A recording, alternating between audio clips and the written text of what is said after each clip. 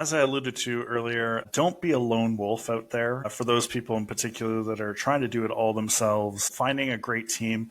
Rich Dad, Poor Dad talks a lot about this, about surrounding yourself with a great team that can really support you. TVH Group as a whole, TVH Financial, is here to really help people. And wake up, it's time to rise. Talking money with sharp insight. Jim and Ryan here to guide. Mastering the money ride. Saving stacks and planning dreams. Living large by honest means. Tune in now for the schemes. Breaking down financial themes. Money mindset every day. Mastering. Welcome to the Money Mindset and Mastery podcast. I'm your host, Jim, and joining me today is my co-host, Ryan Genoe. Ryan, how are you today?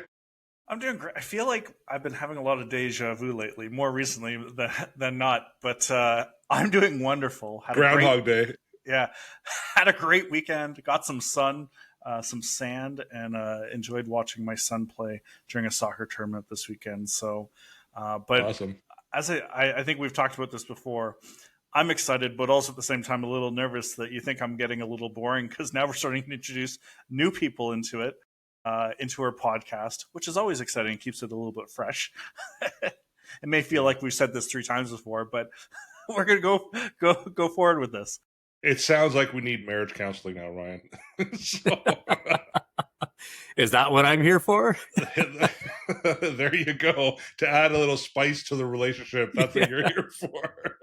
So you heard, you can see him now. We do have a special guest joining us today. Also a special announcement for TVH as Eric Peterson has joined TVH Financial and part of TVH Group as a private wealth advisor. And that we did send an announcement earlier today to our client base as well with the introduction. So Eric, welcome to the show. How are you doing today? I'm doing great, Jim. Thanks for the warm welcome. Ryan as well. Yeah, I'm excited for it. This has been a long time coming, and I finally feel I'm at a place that I've been looking for the last 15 years. Oh yeah, well, awesome. That's good to know. So today we're going to talk about your roots. I mean, the title is From Farm Roots to Financial Futures. So we're going to talk a little bit about your history, your career path, ultimately how you ended up becoming an advisor, and then in terms of what led you to join us as a group as well. So, Eric, where would you like to start? I mean, let's first let people know that you are based in Edmonton, Alberta. Right. Yeah. So as joining the team, you're not local to us, and but you and I have met as well and have talked throughout the years. And I think finally earlier this year when I was in Edmonton, that was probably our first in-person meeting, right? Yeah. Virtually, I feel like I've known you forever, but Exactly, that was our first in real life interaction. Yeah, for sure. So let's get started and let's find out about Eric and who Eric is. Yeah, well, I've been in the industry since 2007. Before that, I was involved in heavy road construction. And to go all the way back to the beginning, I grew up here in Alberta. I'm one of the few people in Alberta that's born and raised in Alberta. We have a lot of transplants, especially from Toronto. We especially love the people from the East.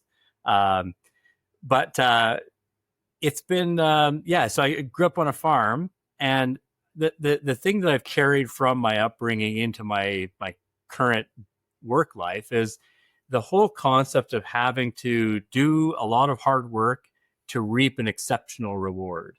And whether that's the chickens that I was exposed to raising, or any real moment you have to play out a long process like that, you learn that really all of the work that you do beforehand leads up to paying off in the end. And very much in the financial world, that's really been the parallel from my upbringing that leads a lot of my advice to my clients today. Yeah.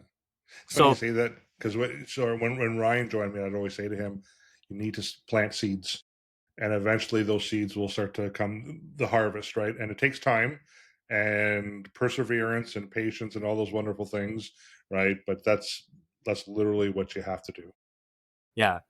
Yeah, and really, as I left the farm, I one thing I knew I didn't want to do. We had chickens and we had goats. I knew I didn't want to be involved with goats anymore. Right. They were pretty brutal animals. The billy goats in particular. If you turned your back on them, they would hit you like a freight train. And so Really? when I was like 8 or 9 years old, I learned this. And as soon as I would walk into the pen, I would go grab one billy goat by the horns. We had two. I'd grab the other one billy goat by a horn, and I would drag them around with me everywhere I'd go in the pen until I was done, and then I would let go. Because yeah, if you let your guard down for a second, they'll get you. Right. That's a good financial thing to learn as well. Turn your back on a goat. Yeah. But no, from there I went into the family business and spent a lot of time really working from the ground up. I got all the dirty jobs, and then to the point where I was a shareholder. And in 2007, we were fighting with the labor from the oil field here in Alberta, and really, like they were paying twice what we could afford to pay our people, and we were paying them like $250, $300 a day. But they could go and get $500 a day if they could fog a mirror in the oil field. And so we had an opportunity to sell everything to one of our biggest clients.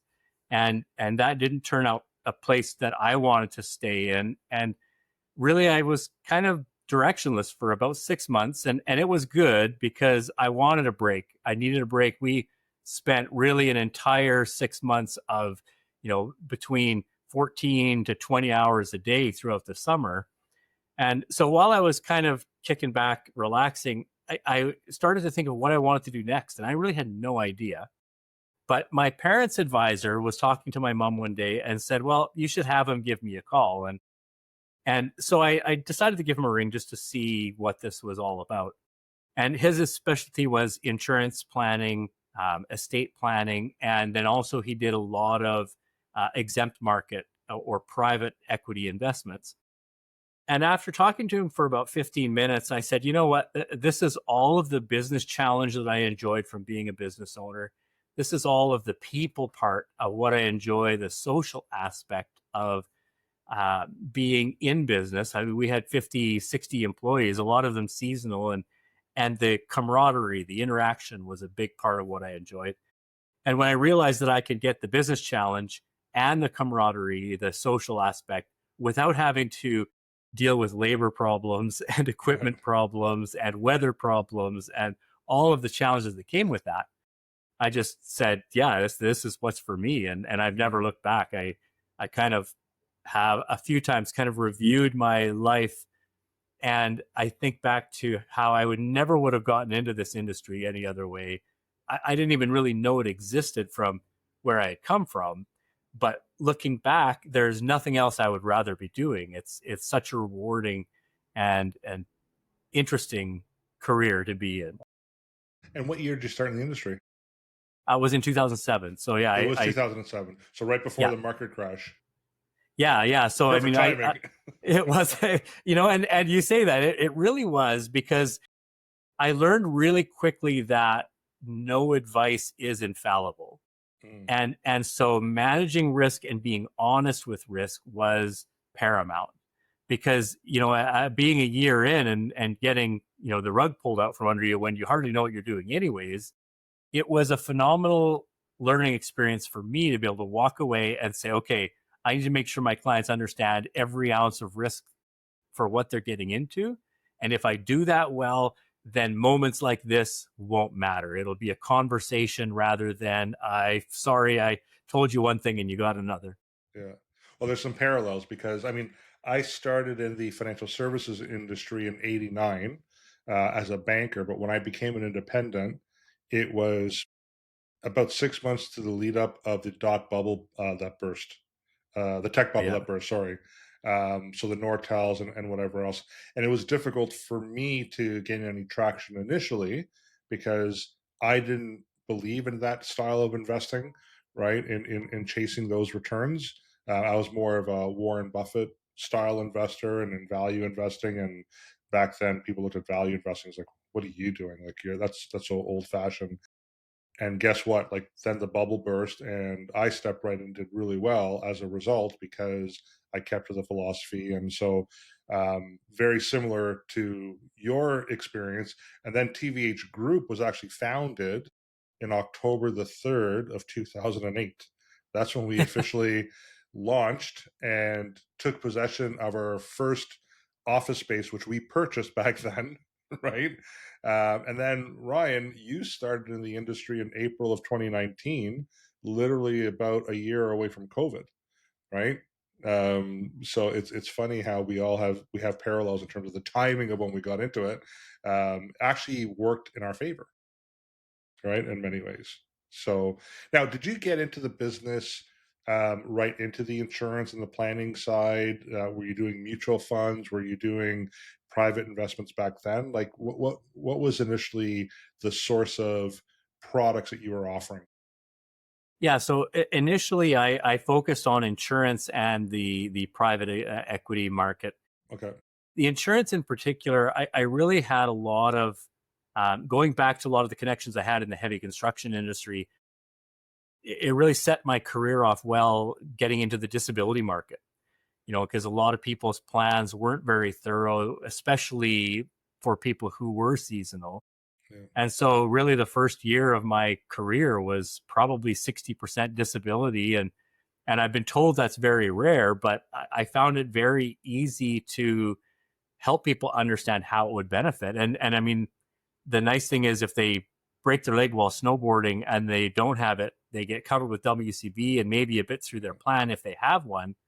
But if they have a disability plan, well, it doesn't matter. It was so easy at that point to say, this is a protection that gives you protection beyond what WCB is going to give you, which to a lot of people in the heavy construction industry really gave them confidence that they didn't have any other way. I mean, everyone has a nightmare story about trying to claim WCB, and this just absolves that problem altogether. Right. So, in terms of your philosophy and approach now and working with a client, what is your approach when it comes to financial planning and walking a client through that process? Do you believe that every client should be introduced to that process? Is it just for some people? And then when you do walk them through, do you believe it's something that you continue on doing for the client? Because I know there are a lot of advisors who may set up a plan and then they kind of forget about it for 5 years until the client finds a new advisor and starts another plan with them, right? So maybe walk us through your approach there. Yeah, that's a good question. Really, I always like to focus with to begin with the plan before all other things, because the plan really does dictate how you invest, what kind of risks you take when you invest, or what kind of risks you try to avoid when you invest. What I do find, though, is that some people just want the simple math of how much do I need to be saving to get to retirement, which Right. is a few minute process. And so I would always start there. And I have what I call 3 levels of financial planning. The first one was that really simple assessment. I could do it on a napkin, really, but I do have a fancy spreadsheet that lets me plug a few numbers, gives them tables with information they need. But that really helps them to say, okay, well, to get where I want to be at age 65 or 55, I need to save X amount a month. 95% of the time, I think that's people's biggest concern is, am I on track? And that's really just a quick way to, going back to the farm reference, to pull the dipstick on the engine and make sure your oil level's okay. It's a very fast way to do it. The second step was moving into a more detailed plan where I would really start to factor in other things like, when are they going to sell their house and downsize? Or do they have a business? And when it comes time to sell, how are they going to deal with those assets? Or what kind of tax questions are they going to have at that time? And how can they plan effectively 20 years ahead or 10 years ahead so that when they get there, they've already pre-made a lot of the decisions? And then the third level would be to go to the high level financial planning, where you use some kind of quite in-depth software. And I understand you guys use Planworth, which is a good example of that, which can really handle probably 99.9% of cases it Yeah. can solve. And I guess with your prior careers, like planning was very important. I mean, being a farmer, there's a lot of planning, right? Because you're planning your crop or whatever it is for the season, right? In your case, raising of the chickens, and so there's a lot of planning involved there. And then in the construction side, you were building roads, right? So it's Yeah, not like you just showed up with a bunch of machines and some tar and laid road. Like there was a lot of planning involved there as well, right? yeah, and we were a kind of a niche in the final part of the road building. We weren't actually laying the asphalt, but the equipment we had was very finicky, and it had 30 to 40 different individual systems. And if one of those systems wasn't working, the whole machine wouldn't work.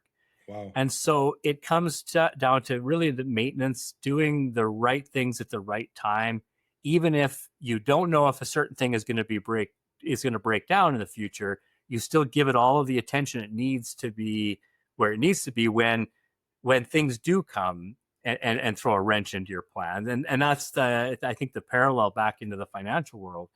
If there's all kinds of things we can do to prepare, that's why people bring us in as advisors, because we are paid to think about all of those questions.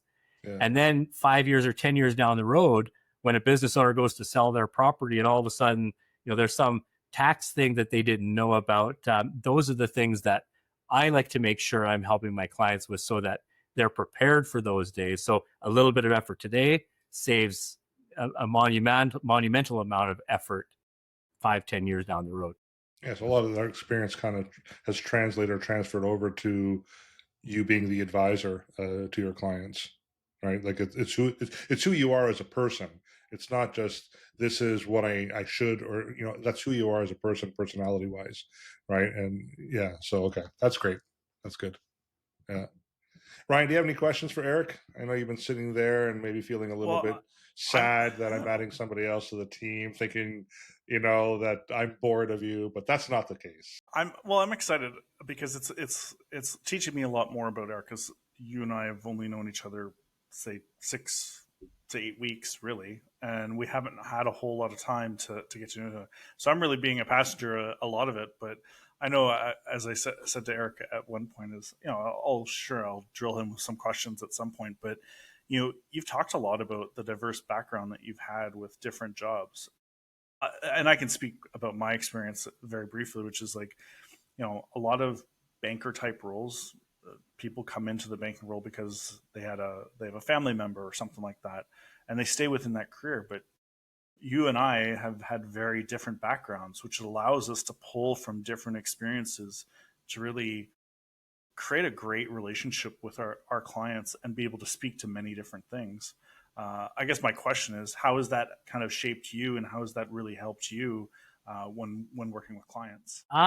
Yeah, that's a good question, and kind of a tough question, because it goes quite deep. But I feel like the differences that we all have, when you look at especially Canada as a country, or Alberta or Ontario, or any other province as a province, it's really our diversities that help us be thorough. It's seeing things from perspectives that, like you've had life experiences that I haven't had, and bringing that together into our pool of expertise. Now I have a fresh set of eyes to look for things that I might not see. And that's one thing I've always been clear to my clients. I do my best every moment of every day, but I also can never know everything. One of the things my clients have appreciated is there's times that I've said, I don't have that answer, but I'll go and get it for you. And I feel that now, when we have that bigger pool of people here with different backgrounds, different areas of expertise, different senses of humor, really it just brings a lot more diversity to the conversation, and helps give more depth to what it is that I'm able to offer to my clients. I've seen that evolve throughout the years with the partnership and TVH group, right? Because when I started, I was a lone wolf. I worked as an associate advisor with somebody else, but eventually, when I went on my own, um, I only saw things a certain way.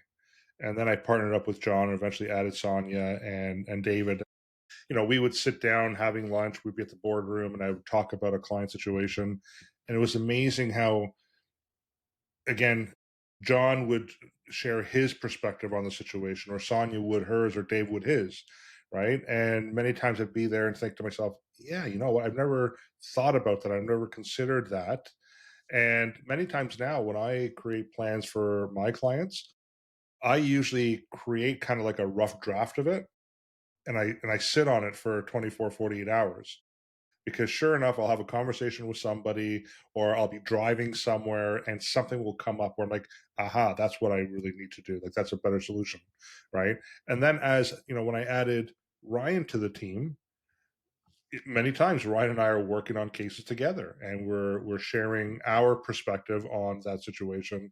And then we added Denis, and now with you, like, it's amazing how a client can come work at TVH Group with one of the individuals, but really they're getting a lot of expertise behind that individual to provide them with, not, I can't say the ultimate solution, but probably the best solution possible, right? So, I'm glad you brought that up. Well, I just very briefly to add to that is like having worked within an industry that advisors, I've run into many advisors that feel like they know everything, and that's that's probably one of the worst things now looking back on it, to see and think you can't know everything because the industry is constantly changing. And as both of you guys have kind of pointed out, that idea of being able to work with a team and no longer a lone wolf, Jim, um, that you really get to pull different ideas, or hey, if you miss something or overlook something, that's where that team mentality comes in. And it's really great to be able to bounce ideas off of. Every individual's situation is different, and there are institutions that cookie cutter us into one type of form, and this is the TVH way of doing things is different because of that team mentality. So Yeah. Yeah. So Yeah. that's gonna. Oh, go ahead, Eric. I was going to say, I alluded to it at the beginning, how I've been looking for this for 15 years. When I started, there was about 10 of us that all started about the same time. And for the first 2 years, none of us knew anything about the business. We were all like coming from completely new areas of, it was coming to a completely new area for all of us. But just sitting down with three or four of the other people when you had a problem and talking it through, yeah, it was phenomenal. Even though we hardly knew anything, we could always come to a good solution. And that's what I'm saying when I say I've been looking for this for 15 years. I want that depth, and it's not even necessarily a depth of expertise, it's a depth of experience. It's, this is my problem, and someone can look at a problem even if they don't completely understand it, or have never, or have seen it before. There's so much more depth that you get when you have people you can discuss things with. And yeah. I mean, it's one of the reasons why we do our team meetings on Mondays. Like, we definitely go through all the appointments and the people we've been talking to. And sometimes I know, Ryan, you would say, "Hey, I really need help with this situation, and can I spend some time with you guys, with the advisory team, right, on finding a solution?" And we will each have our own opinion on how things should be done.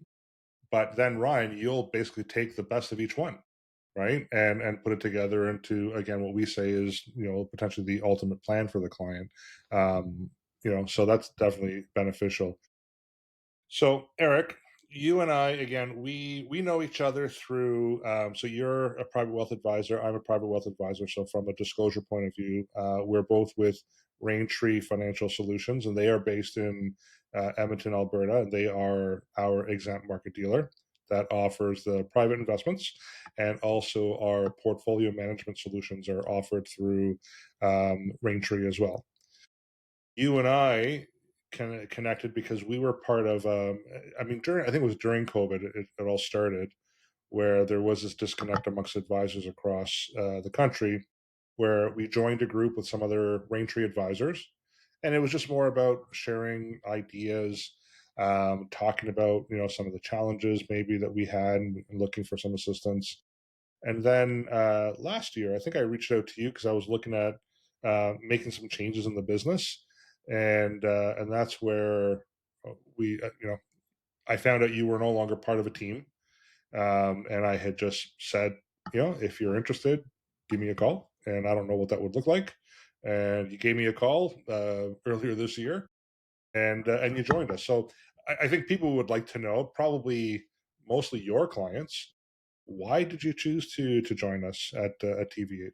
Yeah, partnerships of any sort are difficult and a lot of work, and not because I think people are difficult, although I do tell people I've made myself unemployable. You spoil yourself so much with a certain processes and everything. It's hard. I would have a challenge time fitting in working somewhere. But that being said, choosing partners is a very difficult process.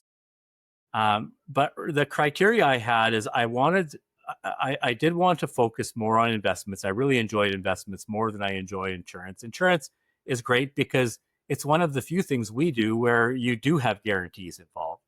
And to bring that security to a client's life, I've never been able to just say, yeah, I'm not going to do insurance anymore, because it does bring such a stabilizing force in someone's financial plan. Yeah. That being said, I wanted to find someone who had a good depth of insurance, someone who had more than what I'm able to even offer, because I do like the things that it can do for a client when it's structured right and it's done creatively. I wanted to also find a team that had people that I could feel that camaraderie enough to be able to say, hey guys, I have a problem. This is the problem. Can you give me some feedback, and really have that collaborative approach again? So that was the second big thing. And then the third one, when you invited me, Jim, to come and meet the team in a team meeting, it honestly, it felt, and this is cliche, maybe this is the farmer in me, but it felt like home. I felt like we were just sitting around the dinner table, joking around, having a good time, talking about important things, but keeping it light at the same time. And yeah, I really did enjoy the personalities that are on the team in general, and so those really were what led me to say, yeah, you know what, like, we just need to get this off the ground and get moving with it. So Right. See, Ryan, I told you he likes you. And not replace, just lighten the load. Exactly. I can distract Jim while you go relax. There you go. Well, and what I will say is this, is that I wasn't really looking at actively building a team necessarily. And then when I started to have that thought as part of the business plan, it wasn't from advertising. Like, for me, it was always the right people will just show up, right, where there will be a fit. I'll go back to the launch of TVH Group, which I've shared a few times. John and I are the original founders. The way that John and I connected was I was doing some Smith maneuver strategies, working with another mortgage agent who ultimately became sick and was out of the business. A mutual friend of ours, John's and mine, suggested, hey, you should talk to my friend John. He does mortgages and he knows the Smith maneuver. And at first I'm like, nah, I'm not going to worry about it. And then eventually, I had a coffee with him at a Tim Hortons in Markham, Ontario. And that led to, maybe we should kind of, get married to each other from a business point of view and buy our first location and turn this into a business, right? That just came, it was just the right person presented themselves. Sonia, she was actually a client of John's and mine, and we were looking to add a lawyer, and she was just perfect fit, personality wise and whatever else, and that just happened to work out. It wasn't, again, we were actively promoting it or advertising. It was just as the right people came aboard, that's what we would do. And Ryan, that's how you came aboard as well, right? Was there was an introduction, not that I was looking for anybody at the time, and then when I was ready, I thought, that Ryan guy, I really liked him, and very trustworthy, and so I'm going to have a chat with him. And you and I, we probably discussed this over a 3-month period, and ultimately you joined. And Eric, it was the same thing with you. It wasn't that I was actively looking for anybody, but you and I had communicated. I trust you. You're like, when I've asked other people who know you, and I've asked, tell me more about Eric, right? Every single person, and I'm being honest with you, Eric, would say to me, he's a really good person. He's trustworthy. You can trust him, and that to me was very important, right? So I'm just a believer that the right people just show up at the right time, and you happen to show up at the right time as well in joining us. So I'm definitely glad that you're part of the team. Unfortunately, there's a bit of a distance, right? So we're going to be doing this virtually as best we possibly can. But I will say, when you asked me about our office location opening up, for example, and you asked if we were going to have an event, and I said, yeah, probably at some point. And you said, well, I'd like to be there for that. I wasn't expecting that, but I remember walking away saying to Carol, like, wow, he just offered to fly all the way out here for the office grand opening, whenever that is. Right. I'm like, that touched me, so I think this is going to be a great relationship, a perfect fit moving forward. I agree. I appreciate your kind words. Yeah. And Ryan, you were going to say something too. I was just saying, look at us, a bunch of lone wolves coming together and forming a pack. All right. So who's done that? What's the movie with Stallone, and he gets together with all the old adventure, the Expendables. Yeah, we're the Expendables. Maybe is that what we are? Yeah, we don't fit in anywhere else, so that's what makes us fit in together. That's exactly it. Definitely not that other movie, the one with the wolf pack lone. One takes care in Vegas. I can't remember what it's called, but I don't know that one. All right. So Eric, what really excites you about this new chapter and in working with TVH? How does it excite you? How do you think it's going to benefit your clients as well? Well, I think how it excites me is also how it will benefit my clients, and that's that I don't have to try to be an expert in anything or in everything anymore. Because really that was the challenge. As you both know, our requirements for expertise has just been increasing, over and over again. It seems like it doubles every year now.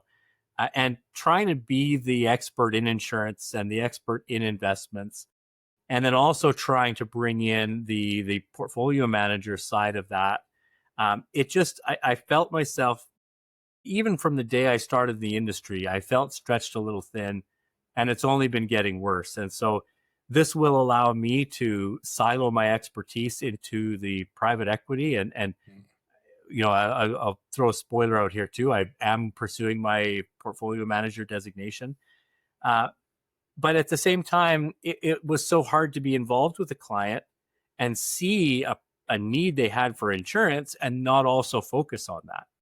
And so I think the biggest benefit for both me and for my clients is going to be that I now have experts to be able to come in that I know will do as good of a job, if not better than I would, to take care of those things while I can focus on my area of expertise.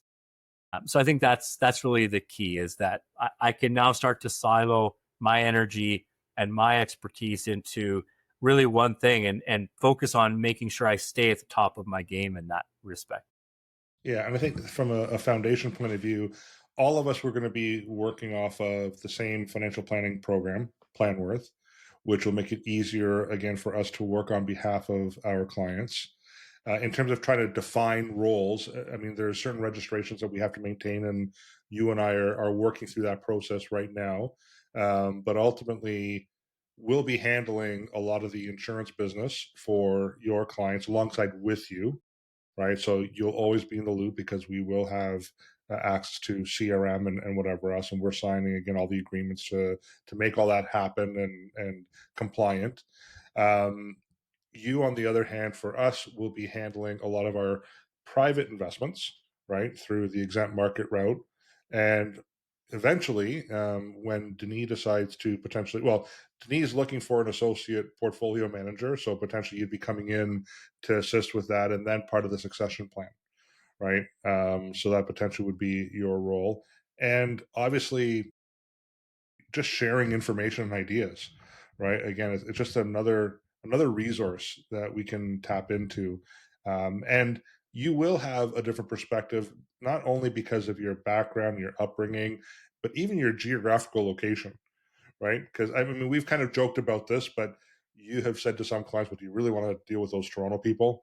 Right? But those Toronto people actually have different access to resources where we would sometimes say, do you really want to work with those Alberta people? They're really nice people and stuff, but they don't have access to what we have access to. And there's always kind of like that competition, right? Maybe some friendly competition, but now we'd be able to tap into the Alberta guy and say, hey, what do you see from your point of view in terms of what we're trying to do and vice versa, right? And I think that'll be very important as well. Yeah, no, completely it. And friendly competition is right. The unfriendly competition is the Oilers Leafs conversation. Yeah, that's never a good conversation. So, and as long as you send me some beautiful Alberta beef once in a while, we'll be good. That's an easy one. We got lots. Alrighty, so let me just see here: client impact and advice.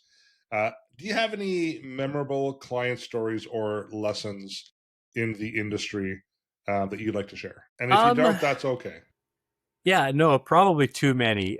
So to spare the lengthy stories, I think the biggest one, and it's not so much a story as it's happened multiple times, is just the making sure that clients understand the risks involved in investing, and really that's the conversation that I love to have when the markets are going crazy, because I know my clients understand what's happening, and as much as they might have some fear because some new things have come to light, I think my favorite story are all of the stories I've had talking with clients about those risks, the discussions we've already had, and really just reminding them of their strategies so that they can say at the end of that discussion, yeah, you know what, our strategy is sound. Let's continue on with it. Mm-hmm. Yeah, I know. As a group, Ryan and I focus on layering the risk to a client's plan. So we have a belief of having some form of permanent solution, where there's some form of cash surrender value, which is guaranteed and it doesn't correlate to the stock market. You want to make sure it's there when you need it. And then we kind of layer on top of that some form of guaranteed income solution, make sure that your certain amount of your income's guaranteed in retirement. And then from there, we add the portfolio management solution. And then from there, we add the private investment. So it's kind of like how we try to layer things.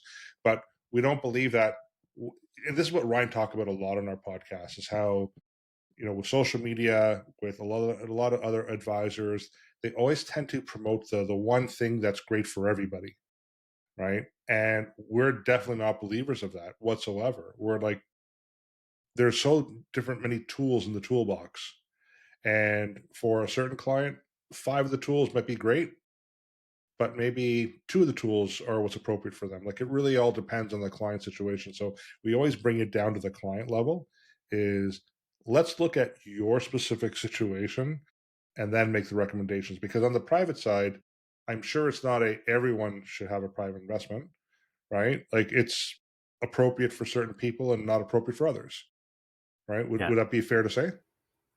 Yeah. It's definitely a diversifier, but it has to be applied. It's just like a doctor isn't going to prescribe the same drug to every person. Exactly. It has to fit.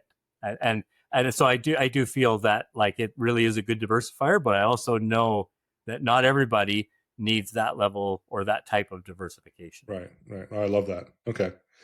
So, Ryan, do you want to go through the 3 top questions that Eric believes a person should ask a financial advisor?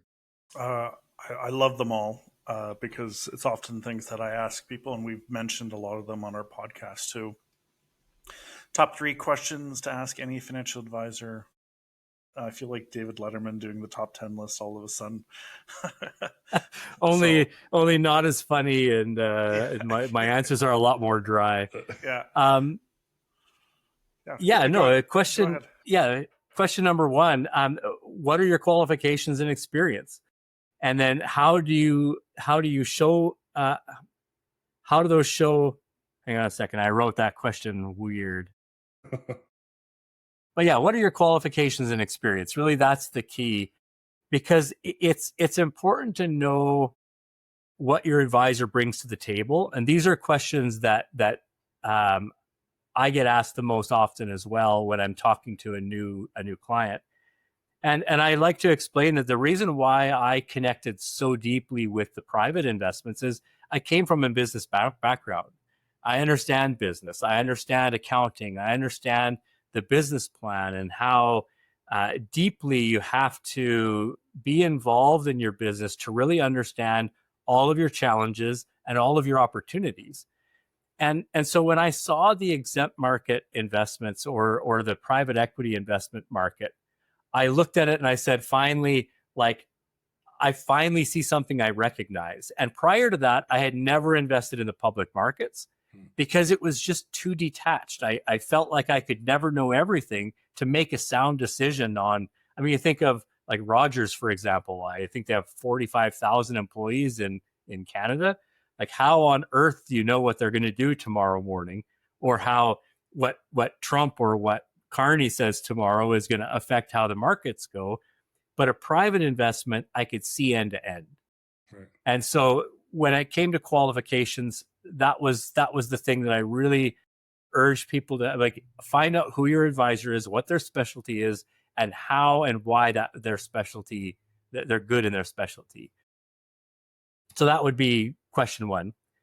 Question two, how do you get paid? And what are the fees, costs involved of doing business with you?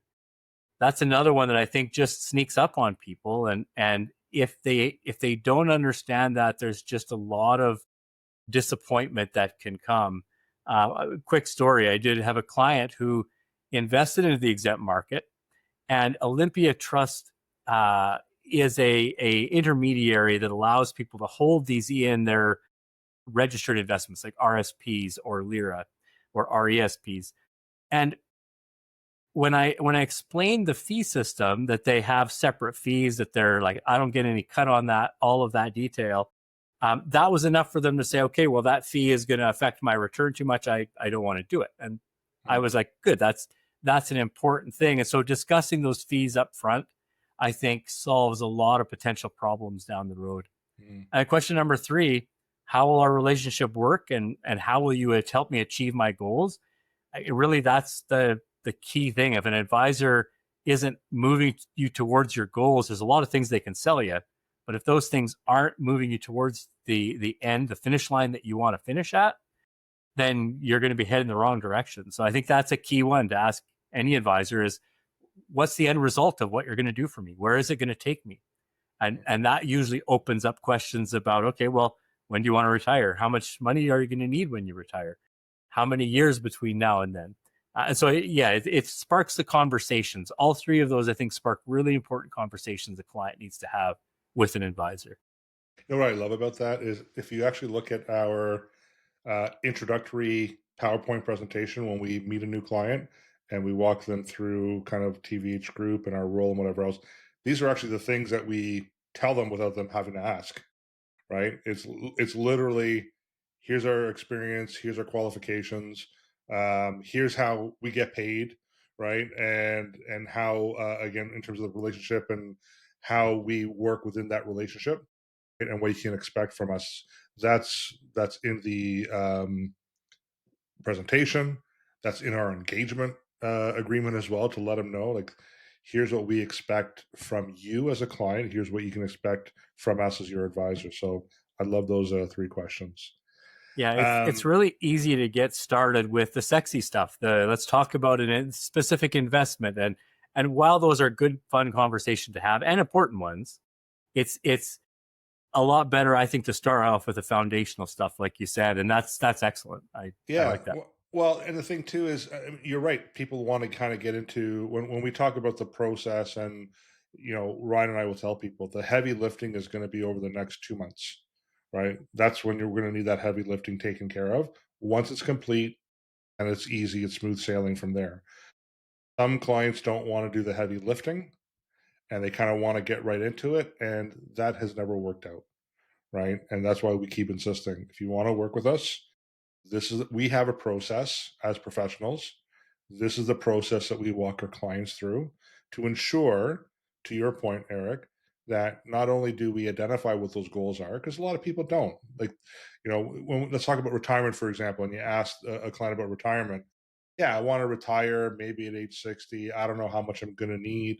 It's like this journey that they're going on, and you're a traveler. I mean, you're a mountaineer, right? You do are you a mountaineer or backcountry mountain? Mountaineer would probably be right. I carry an Okay. ice axe, and so that makes me official. But again, there's a plan, right? And if you're looking at tackling those mountains, you want to make sure that there's a plan. You have your mapping and navigation, whatever, so you know where you have to get to and how you're going to get there. Right? There has to be a path you have to follow. Retirement planning is no different, and I find most people, they know what the destination is. They really have no idea how they're going to get there, right? And they really don't know what a lot of the potential roadblocks are going to be, and whatever else, right? So that's why we say to people is, let's map it out. So then and then let's make sure that we're on track. Like if you have to get to point B within 3 days, check in every single day to make sure that you're on target to reach that location on time, right? And if you're going to be late, at least understand you're going to be late and what adjustments do you have to make. And if you're going to be early, again, do you need to make any adjustments? That's retirement planning, right? Is constantly making those adjustments along the way. So Yeah, the mountaineering analogy is a good one. What I find in retirement planning, a lot of people, when I ask them how much they're going to need at retirement, they're like, I have no idea. I was like, okay, I'd say, well, like let's start with what you're doing now. Let's take out all your debt payments because we'll assume you're not going to have any debt in retirement. How much do you spend? How much more would you need to go on a trip? And a lot of times that number ends up being a bit of a stab in the dark. And mountaineering is kind of the same. You say, okay, well, look at we'll kind of try to go up that way. Well, when you get up there, a whole new landscape is revealed to you. And you have to totally more often than not, rewrite your entire route. And it's the same thing with that number. When then a year later, when you sit down with them, they're like, yeah, no, actually, I've been thinking about it. And I also want to be able to golf 3 times a week. I didn't even think about that. So that's going to be, and they add all of it in. So they said, well, the 6,000 a month I thought I was going to need, I'm now going to need closer to 8. And if I want to fly a few places a year, well, maybe let's make it 10. Yeah. And all of a sudden they have relativity. And that's what a lot of people are afraid to get into starting, is because they don't have relativity. Yeah. You get in, well, I could say it's 2,000 a month, or I could say it's 20,000 a month. I don't know what I'm going to need. Yeah. Well, until you start thinking about it, and we make a number real, that's when it starts to form. And by the second or third year, my clients know exactly what it is they're going to need. And it is going to change in the future too. Yeah. But at least at that point now, they've clarified their goal and they understand what that end needs to look like. Yeah. And so as things change, as curveballs get thrown, they can adapt to those new challenges, and they have that relativity they need to be able to say, yeah, I know exactly what I want when I get there. That's now, awesome. What they want is likely going to change, but right. But that's okay. Yeah, for sure. Well, we're approaching the 1 hour mark. So I think, Ryan, I'm going to have you handle the rapid fire round. Oh, yeah. The rapid. Okay, we're going to go super rapid fires. And there's some other questions I'm sure you've seen, but coffee or tea? Coffee. Early bird or night owl? Both? Can I say both? Sure. So you drink lots of coffee. Yeah. Favorite holiday destination? Oh, the mountains. Dream superpower? Oh, fly. Yeah. Oh, I would love to fly. Favorite time of year, season? Winter. Cats or dogs? Oh, dogs, because they give you more affection. All right. Your go-to karaoke song? Oh, karaoke song. I haven't done karaoke in forever. Would have to be Sweet Caroline by Neil Diamond. Right. I can't wait for you to come out and visit us then. Sunrise or sunset? Sunset. Favorite book? Too many lists, but Rich Dad, Poor Dad, probably because my dad gave me that when it was literally on bookshelves when it first came out, and that literally revolutionized how I thought about money and the role it was going to play in my life. 12 when I read that book for the first time. Yes, great book. Favorite podcast? Um, would be Tim Ferriss. He's kind of a life hacker, and so all kinds of really interesting, from health to meditation to exercise and like building muscle to yeah, it's just such a diverse pool of people that he brings in. What's one financial myth you'd like to bust? Yeah, this is one of my favorites. The difference between renting a house and owning a house. A lot of people think that owning is better, and there are good things about owning, but it's not always the best answer. And so I'll caveat that by saying, I'm not saying don't buy real estate, but I have only ever lived in a house I've owned once because I prefer to own real estate, rent it out, because then you look at it from a business perspective. You're not afraid, or you're more afraid to say, "Oh, I'm going to spend $20,000 on a bathroom." Well, if you're living in a house you're renting, you're not going to burn that 20 grand.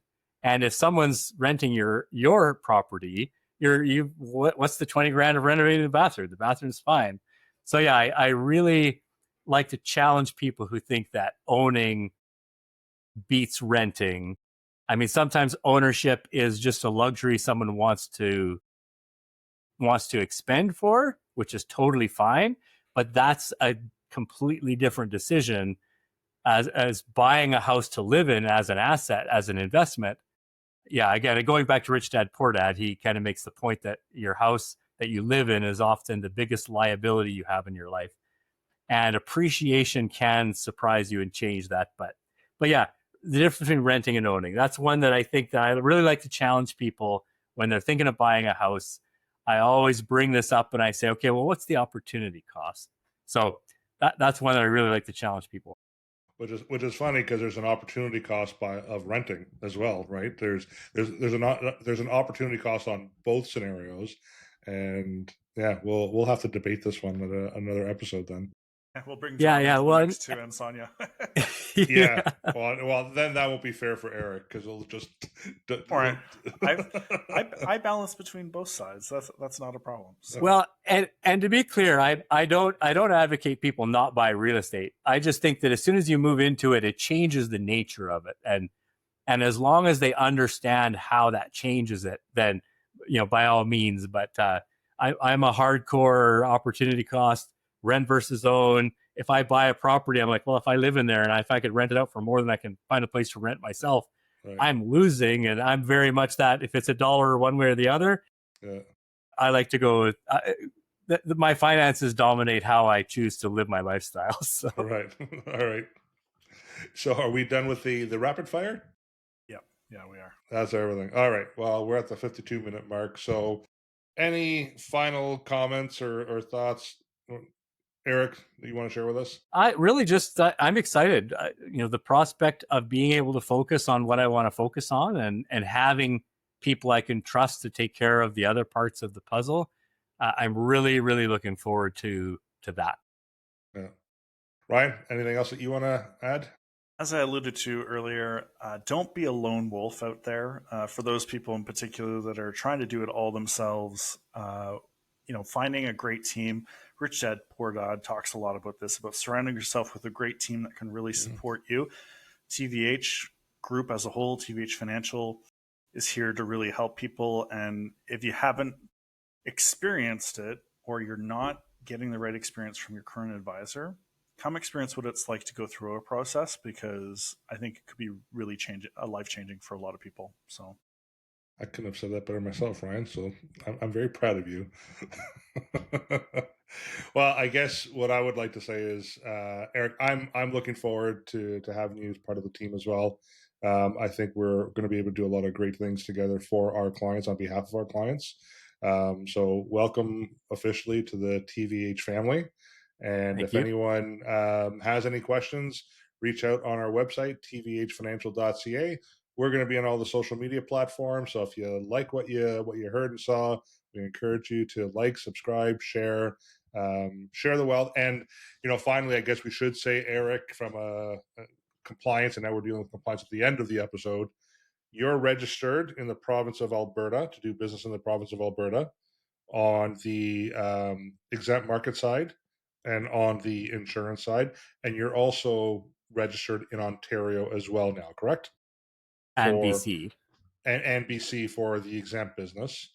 And I'm registered in Ontario for the exempt business and the insurance, and currently in the process of getting registered in Alberta for the insurance side of things. And then eventually we'll have Ryan follow suit as well. So I just want to make sure everyone knows that we're working in partnership, but we all have our appropriate licensing and whatever else to make all the compliance people happy, right? So Yeah. I think that's it for today. Thank you for your time, and until next time, we'll see you again. Take care. Be awesome.